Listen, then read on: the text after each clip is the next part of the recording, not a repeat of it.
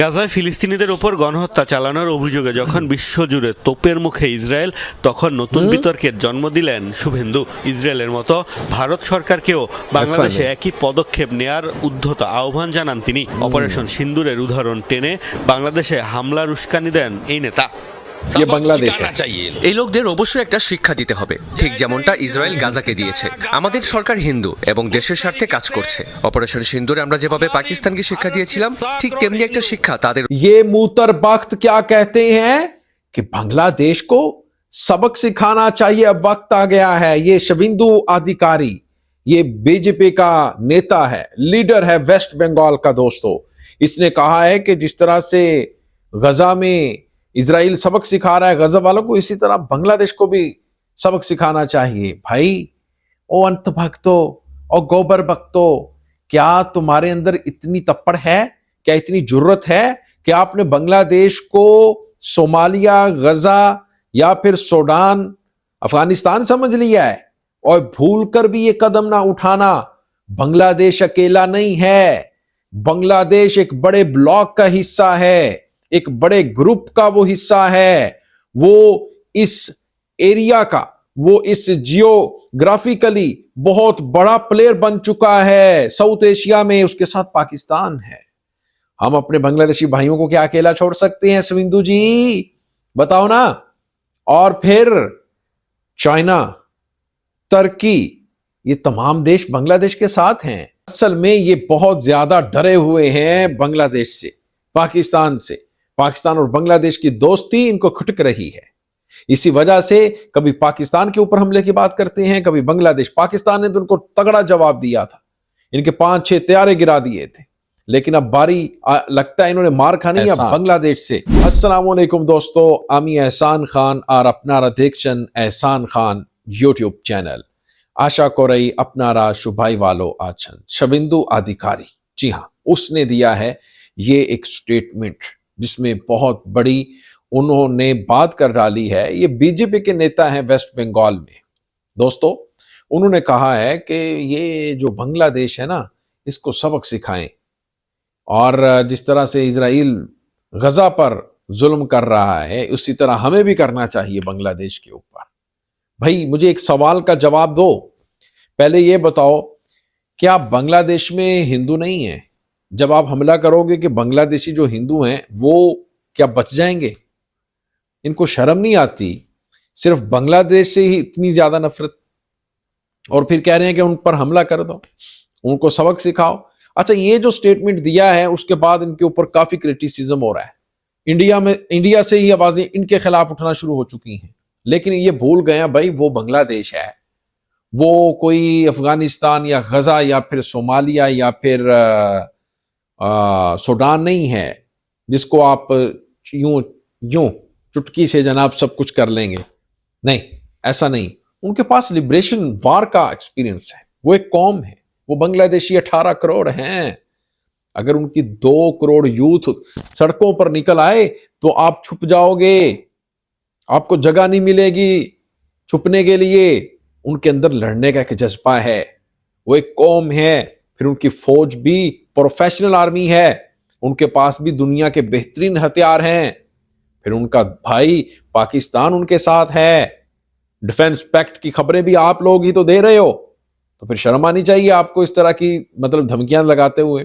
तो आइए दोस्तों, इसी के ऊपर एक वीडियो क्लिप है, वो देखेंगे, फिर हम इसके ऊपर बात करेंगे। जुड़े रहिएगा आखिर तक, इस वीडियो को जरूर देखिएगा। 3, 2, 1 एंड क्यू। ভারতকেও মুসলিম গণহত্যা চালানোর আহ্বান জানিয়ে ব্যাপক সমালোচনা জন্ম দিয়েছেন পশ্চিমবঙ্গের রাজনীতিবিদ শুভেন্দু অধিকারী। ময়মনসিংহের দীপুচন্দ্র দাস হত্যাকাণ্ড নিয়ে এক প্রশ্নের জবাবে বিজেপির এই রাজনীতিকের মন্তব্য, গাজার মতো বাংলাদেশের জনগণকেও শিক্ষা দিতে হবে। খোদ ভারতীয়রাই এই মন্তব্যের তুমুল সমালোচনা করছেন। তৃণমূল কংগ্রেসের অভিযোগ, নির্বাচনের আগে বাংলাদেশ এবং ধর্মকে ব্যবহার করে ভোটের রাজনীতি করছে বিজেপি। বিধানসভা নির্বাচনের আগে উত্তপ্ত পশ্চিমবঙ্গের রাজনীতি। প্রতিবেশী বাংলাদেশ ও ভারতীয় মুসলিমদের নিয়ে নানা বিতর্কিত মন্তব্য করে উত্তেজনা ছড়াচ্ছে রাজ্যের বিজেপি নেতারা। বাংলাদেশে কথিত হিন্দু নির্যাতনের অভিযোগে বেশ সরব পশ্চিমবঙ্গের বিরোধী দলীয় নেতা শুভেন্দু অধিকারী। কলকাতায় অবস্থিত বাংলাদেশ উপহাই কমিশনের সামনে বিক্ষোভের নামে বিশৃঙ্খলা তৈরিতে নেতৃত্ব দিয়েছেন এই রাজনীতিবিদ। গাজায় ফিলিস্তিনিদের ওপর গণহত্যা চালানোর অভিযোগে যখন বিশ্বজুড়ে তোপের মুখে ইসরায়েল, তখন নতুন বিতর্কের জন্ম দিলেন শুভেন্দু। ইসরায়েলের মতো ভারত সরকারকেও বাংলাদেশে একই পদক্ষেপ নেয়ার উদ্ধত আহ্বান জানান তিনি। অপারেশন সিন্দুরের উদাহরণ টেনে বাংলাদেশে হামলার উস্কানি দেন এই নেতা। सबक सिखाना चाहिए। এই লোকদের অবশ্যই একটা শিক্ষা দিতে হবে, ঠিক যেমনটা ইসরায়েল গাজাকে দিয়েছে। আমাদের সরকার হিন্দু এবং দেশের স্বার্থে কাজ করছে। অপারেশন সিন্দুরে আমরা যেভাবে পাকিস্তানকে শিক্ষা দিয়েছিলাম, ঠিক তেমনি একটা শিক্ষা তাদেরও দিতে হবে। देश का हिंदू हित में चल रहा है सरकार। বিজেপি নেতাদের এমন লাগামহীন মন্তব্যের কড়া সমালোচনা করছে পশ্চিমবঙ্গের ক্ষমতাসীন তৃণমূল কংগ্রেস। দলটির নেতা অভিষেক ব্যানার্জির দাবি, ভোট টানতে বাংলাদেশ ও সংখ্যালঘুদের ব্যবহার করছে বিজেপি। বলা হচ্ছে যে ধর্মের বিরুদ্ধে একটা কুরুচিকর কোনো মন্তব্য করেছে, তার তো কোনো একটা ক্লিপিংস বা কোনো একটা হোয়াটসঅ্যাপ চ্যাট যেখানে থাকবে কিছু একটা পাওয়া গেছে, পুরোটাই হিয়ারসের বেসিসে। তো প্রথমে দেখা উচিত যে এই রটালোটাকে, যে তিনি যে কুরুচিকর মন্তব্য করেছে, এটা রটালোটাকে, আর এটা নিয়ে রাজনীতি কারা করছে? বাংলাদেশের একটা রাজনৈতিক শ্রেণী করছে, আর ভারতবর্ষে এবং বাংলায় বিজেপি করছে। গাজা ও বাংলাদেশ নিয়ে বিতর্কিত মন্তব্য করে সামাজিক মাধ্যমেও তোপের মুখে পড়েছেন শুভেন্দু। মুসলিমরা তো বটেই, ভারতীয় হিন্দুরাও সমালোচনা করছেন তার এই মন্তব্যের। কট্টরপন্থী নেতাকে আইনের আওতায় আনার দাবিও তুলেছেন অনেকে। মোস্তফা মাহমুদ, যমুনা নিউজ। दोस्तों, आपने ये जमुना न्यूज़ की वीडियो देखी है। एक रिपोर्ट थी किस तरह से जो बीजेपी के एक नेता हैं, वेस्ट बंगाल के ओपोजिशन लीडर हैं ये, और इन्होंने इस तरह से एक बड़ी धमकी लगाई है। और फिर वो बताया ये जा रहा है कि ये दो तृणमूल कांग्रेस एक पार्टी है, उनकी तरफ से भी एहतजाज किया गया कि इनको इस तरह का स्टेटमेंट नहीं देना चाहिए।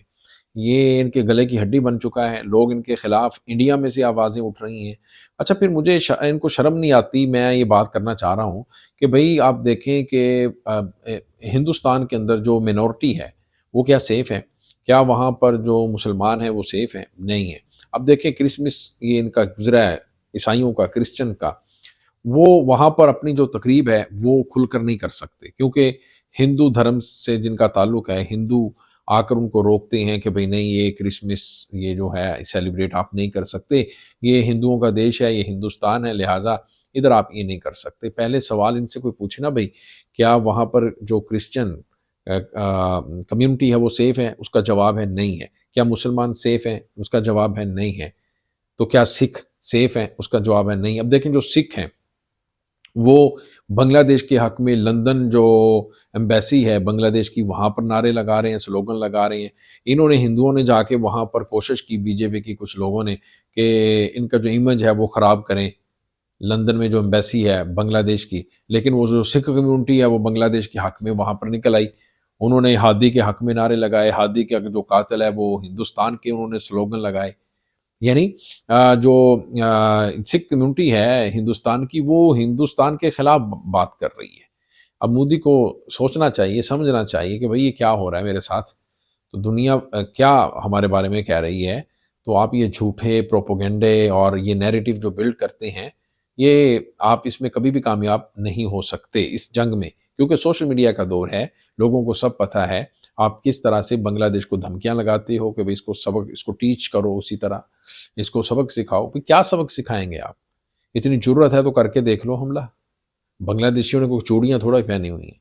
दोस्तों, आपका क्या कहना है इस वीडियो के बारे में बताइएगा कमेंट सेक्शन में। मिलेंगे आपसे नेक्स्ट वीडियो में, तब तक के लिए अल्लाह हाफिज़।